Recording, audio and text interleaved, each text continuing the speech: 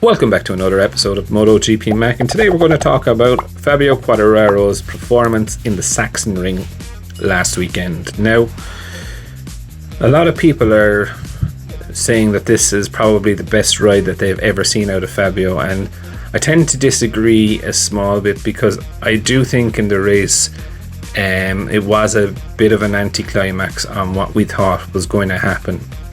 Now, if we go back onto Friday and Saturday practices, Fabio couldn't get inside the top 5. He was really struggling with the bike. And, he openly admitted that on Saturday in qualifying, he took his brain out, or he switched his brain off and absolutely went for it, which is concerning because, any rider that has to massively override the bike, this is going to come back and bite you in the ass at some stage. So, he did an extremely good job getting the bike into second place. I think he definitely outdid his own expectations within that. Now, Saturday was one thing, Sunday was another. On Sunday, he was one of the only riders to go with a hard front and a medium rear. Now, I think another couple did do it, or they did it the opposite way around, soft front and hard rear. And it was very clear from the start of the race that Fabio's game plan here was to run and hide from the very start of the race. So he knew if Pecco was going to go on the hard rear tyre and he was on the medium, he could make hay while the sun shines, build a gap and then manage it out from there. And he did a very good job of doing that. Pecco was over pushing his limits on the tires, and you could just see it. The rear tire just spun out on Pecco as he was under acceleration, and that for me was that there wasn't enough temperature in the tire for the grip.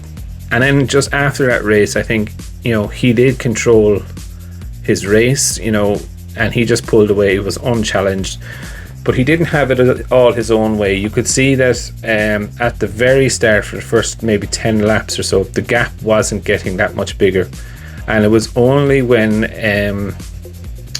they started to drop behind him did he just keep on his same pace. Now, his pace was quite good. However, for me, I just think to class this as a